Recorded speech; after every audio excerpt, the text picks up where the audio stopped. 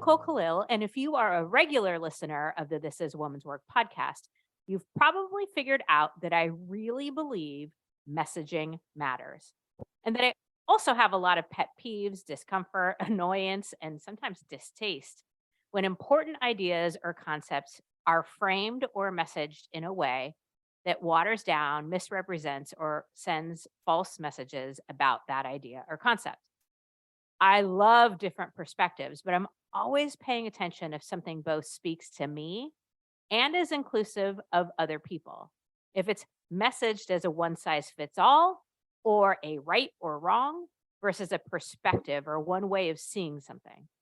I'm frankly turned off by anything that's my way or the highway or that makes us feel bad if it doesn't work or resonate with us. Because of that, I find myself constantly searching for the message about an idea or concept that lands for me and that I believe will land for other women.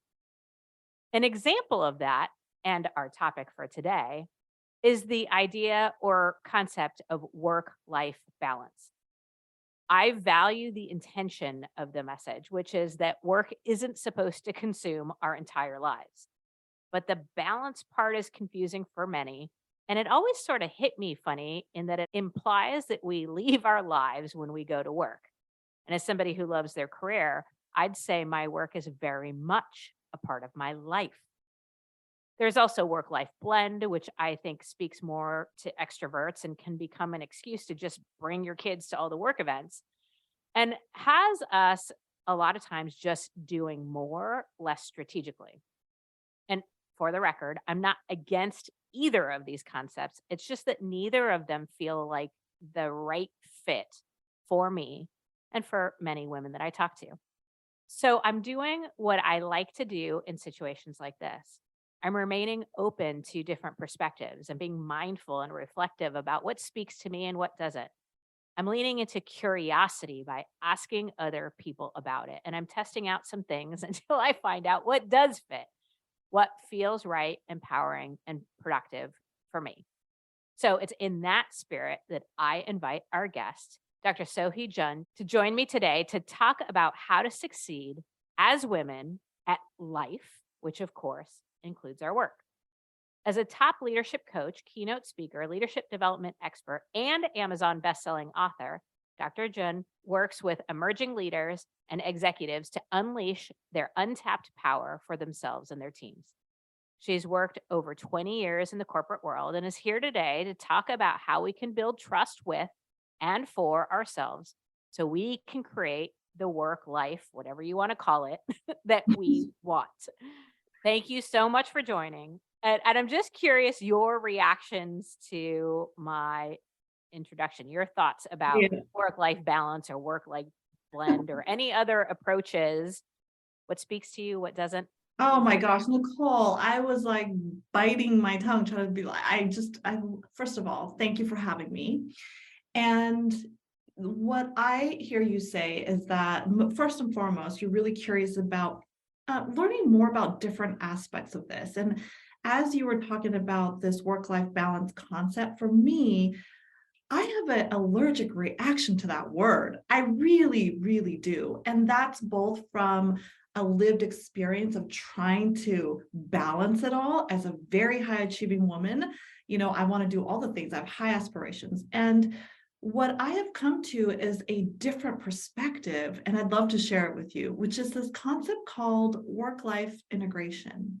And why that is different is that it's rooted based on values. And so when I work with my clients, especially the high achieving women that inevitably want to know how do we balance it, right? Especially if we have kids and all of these other competing priorities and we want to do all of them, I say, look, first and foremost, where has that gotten you? Probably, like most women, to burnout or really inauthentic ways of living or trying to people please or doing things out of shoulds, all of these things that we may or may not knowingly be living out on a day-to-day basis in service of balance. And so when I say, okay, well, let's unpack that. If that hasn't really gotten you very far in terms of living an authentic life that is meaningful for you, Another way to look at it is really integrating it based on your values. And why that's important is that the values ultimately make up your priorities.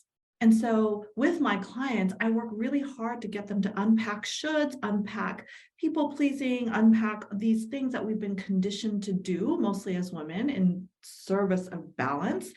And root on, okay, what are your values currently? And don't say like 10 values, but I take them through a really in-depth exercise in which we look at, okay, what are the top 2 to 3 things that are representative of your values in this season of your life? And that's very intentional because that can shift as our life takes different shapes and priorities and forms and milestones. So if we look at that, let's say, for example, me, my value right now is freedom and family. So how I prioritize that is in having my own firm so that I can have freedom in the ways that I do my work and spend my time so that then I can get to my second value of integrating my family more into my life.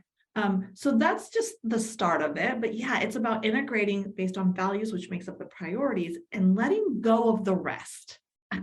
I'll pause there. Yeah. Ladies, I really hope you heard the 2 or 3 because I think when we talk about values or what's important or priorities, most of us are like 25 deep, right? And that's I'm in agreement with you where the balance or the blend or the like all of this stuff becomes additive and we're stretched so wide and so thin. Okay. Out of curiosity, what do you think about, can we have it all?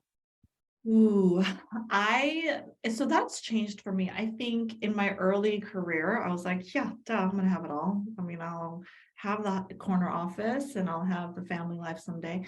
And as I've experienced life, I do believe that you can have it all, just not at the same time and not without significant costs to trying to attain that.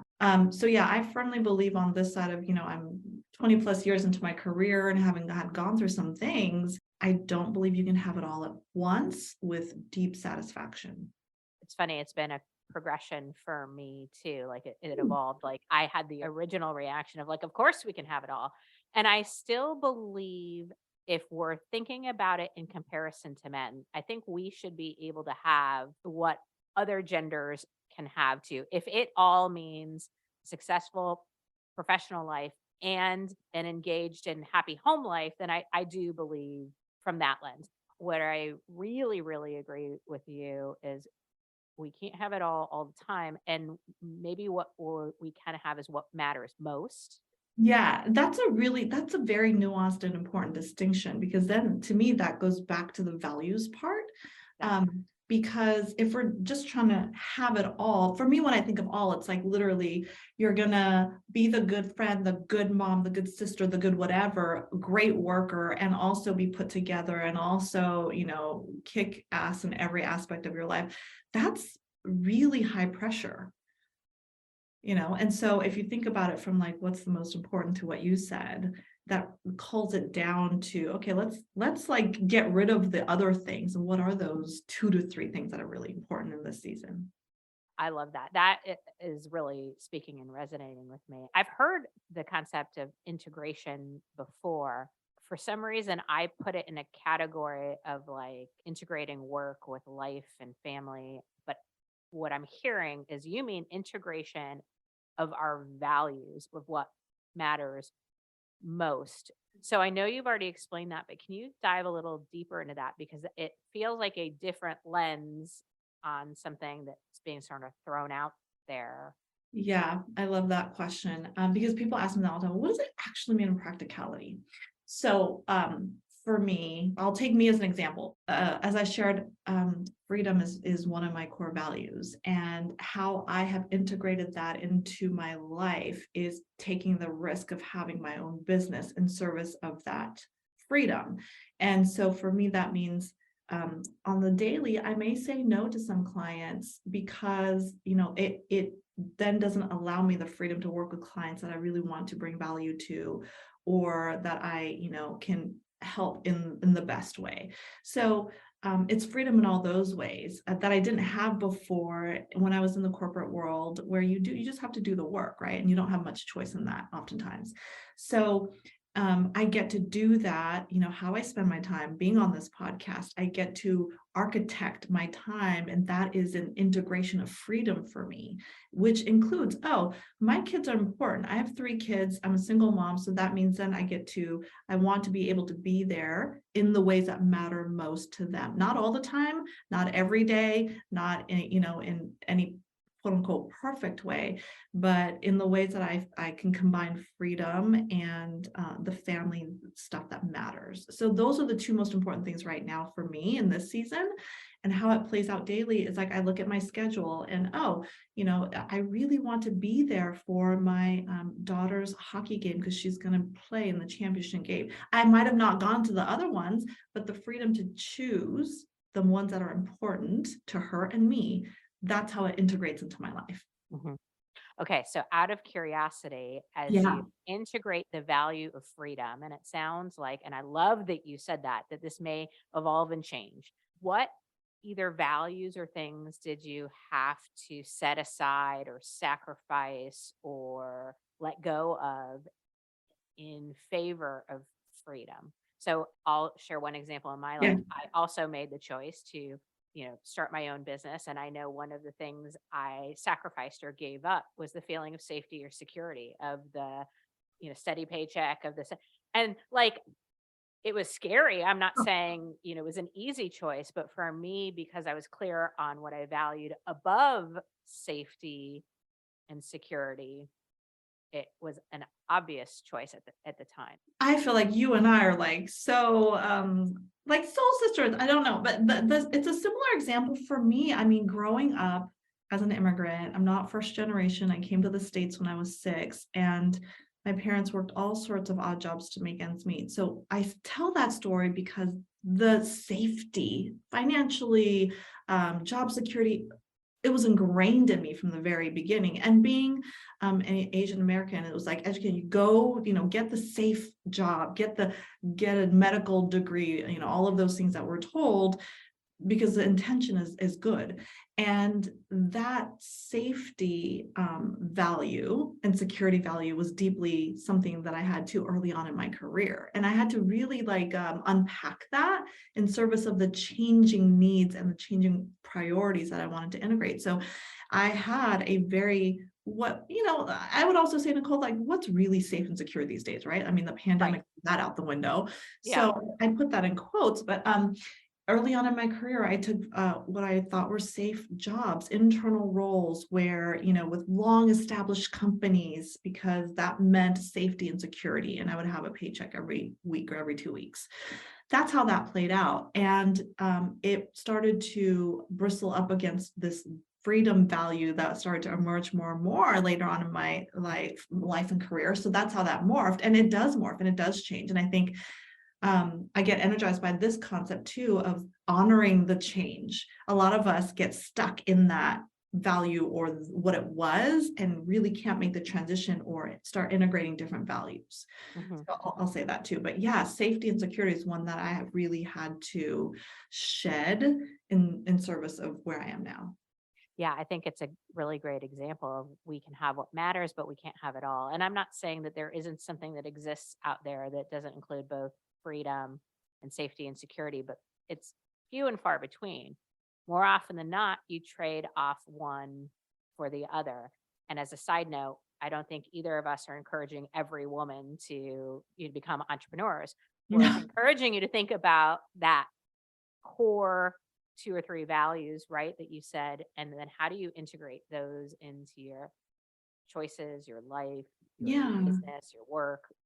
I have another example around that because that is a critical point that, I'm not advocating everyone just jump and make a leap and start your own business. If that is what you want to do, great. I have an example of which it seems minor, but just as important in terms of how this person, a client of mine, integrated her value and need of creativity. So she, at the time when I was working with her as a lawyer, an internal in-house lawyer for a company. And as we were working together, she surfaced this deep value of creativity that used to be in her life much more. And she wanted to bring it back and integrate it as she surfaced that value being important to her.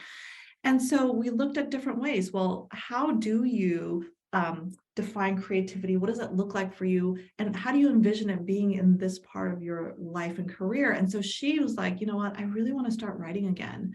I want to write for journals. I want to, paint, do these things that aren't, giant leaps, but just a matter of intention and identifying what that value is and how it takes shape. So for her, it's like, look, I'm a lawyer by day. I actually really have this creative side that I need to fulfill because it's important to me.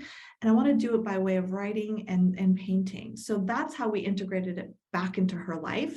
And it's another example of how that can happen in a much more, what I call like smaller way, but just as impactful. Great example. My next question is a little bit more about what you're seeing out there and the work that you do. There's a lot of us women who are out there communicating, interacting, coaching other women. And I'm always curious if you what you're seeing is what I'm seeing. What do you see as the current and biggest challenges that are facing or that working women are facing today? Yeah. Two come to mind. I mean, the most recent thing, right? I mean, I'm just looking at the macro business lens right now, which is there's tons of layoffs happening everywhere in every sector, especially the tech sector. And so I think that's bringing up a lot of questions about what's next for me. Could I be hit? How do I plan uh, for plan B, whatever that is? So even if they aren't being impacted in that way, there's this sense of like, I really want to relook at my career and is this right for me? What do I do next? So that's a big thing that's coming up recently. And then I think the overall trend with my clients, as high achieving and as C-suite as they are, or wherever they are in the leadership pipeline, they are still grappling with inner critic. And it shows up in different ways. And so inevitably, even if it's like hey, I'm coming to you because I want to know how to have executive presence, or I want to find what it means to be an authentic leader and my style in that, there is this brush up against the inner critic that happens 99% of the time in terms of like surfacing that and what is blocking them from being the most authentic leader or showing up in the way that they want to, or asking for that big role or promotion or the corner office or whatever that is. So that's a consistent theme for the women that I work with, no matter what level they're at, because they're making big bets. So anytime they're going for big stuff or something that feels risky to them, they're going to brush up against that inner critic that we all have. Yes. I call the inner critic head trash because I want it to sound as dirty and disgusting as it actually is. And I experience it. I have not interacted with a woman who doesn't experience it. Right. But it's interesting. Something that you said I want to hone in on. You talked about executive presence, and then Mhm. you talked about being authentic and true to your style of leadership, sort of bringing your full self to the leadership role. That's what I interpreted from Yep. what you said. But it's so funny. I've been getting asked questions about that a lot too. And executive presence has been this thing that keeps popping up and popping up. And am not by any means anti executive presence, but it's really interesting to me the order and interpretation that sometimes comes from it. What I hear when people ask about it is, how do I look confident versus how do I be or become confident? Or how do I look like a leader versus how do I show up authentically as a leader? How do I embrace and bring to the table my leadership traits?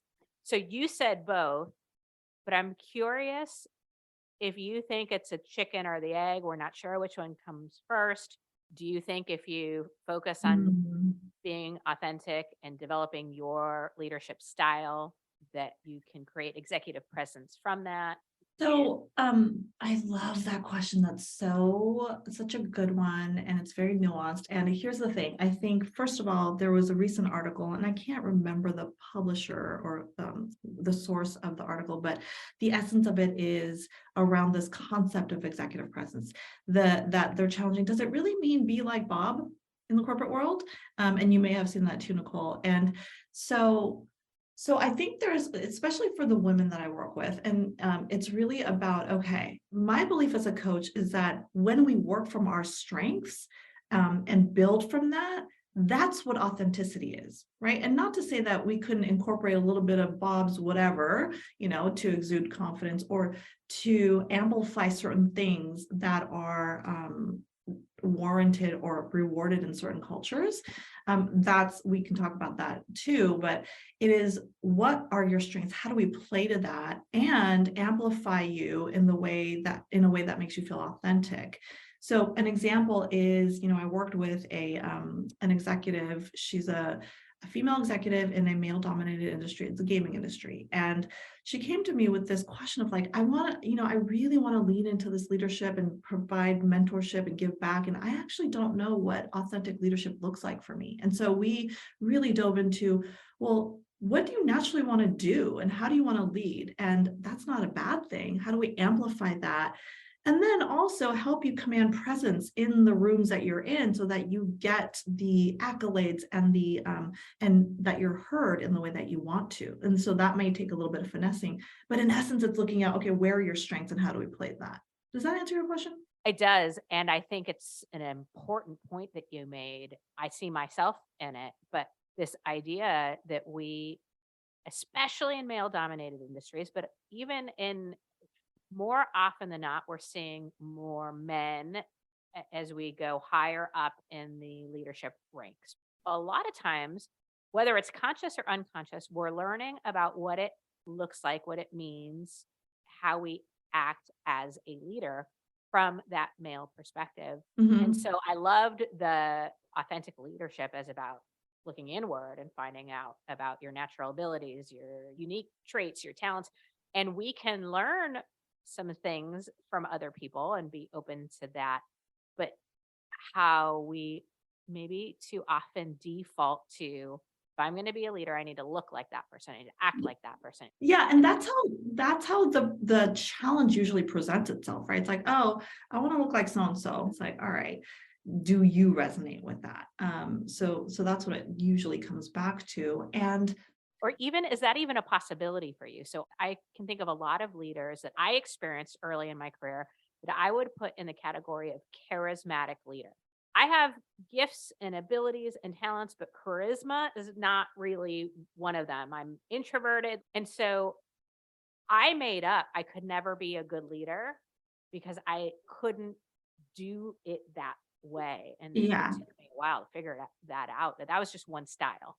Yeah, one of the things I do with my clients is I take them through a visioning exercise, which is, think back to a time in your career in which you remember very distinctly a leader that was very memorable, powerful, charismatic, all of the descriptor words. And, what was it about them that made you feel seen, valued, and heard in the workplace? Because, right, at the end of the day, good leaders do that, right? We feel valued, we feel heard.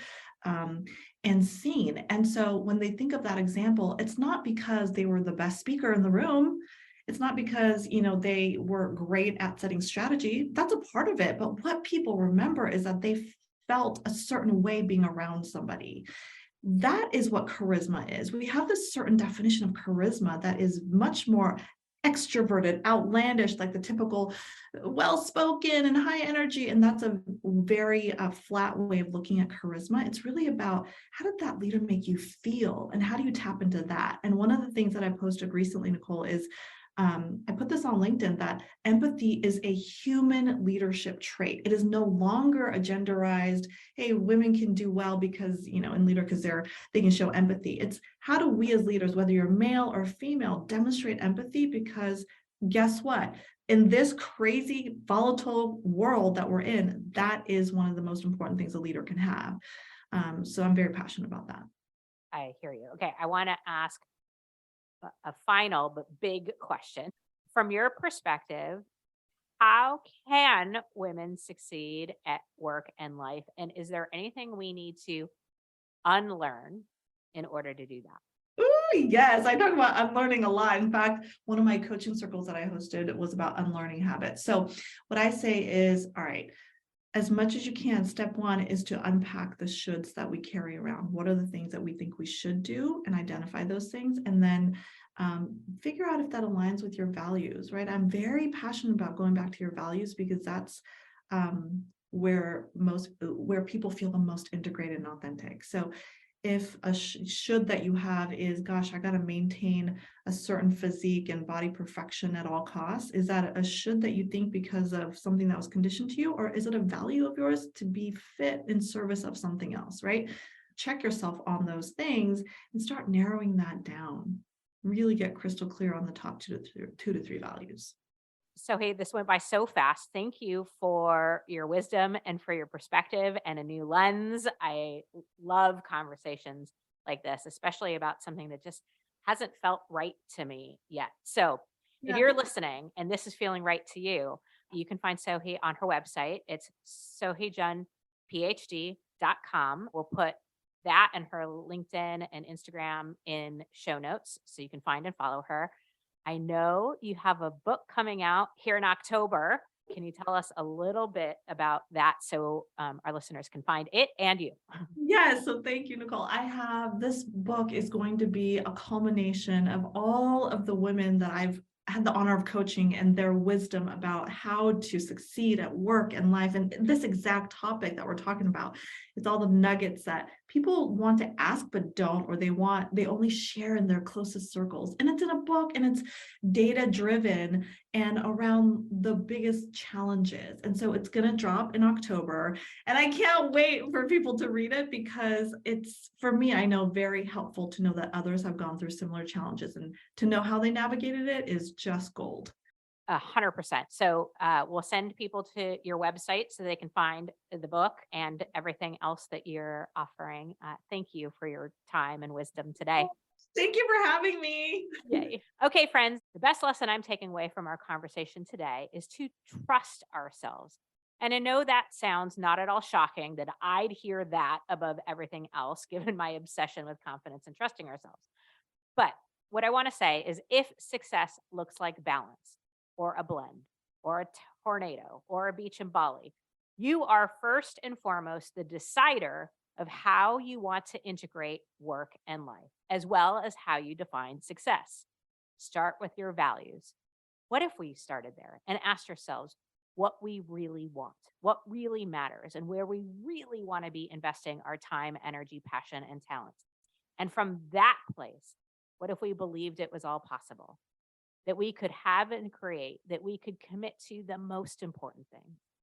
And maybe it's less about blend and balance and more about choice, knowing there's power in our no, value in our yes, and impact in our not nows, our not yets, or our yes ands. Maybe you already know the answer. You just need to be brave enough to listen.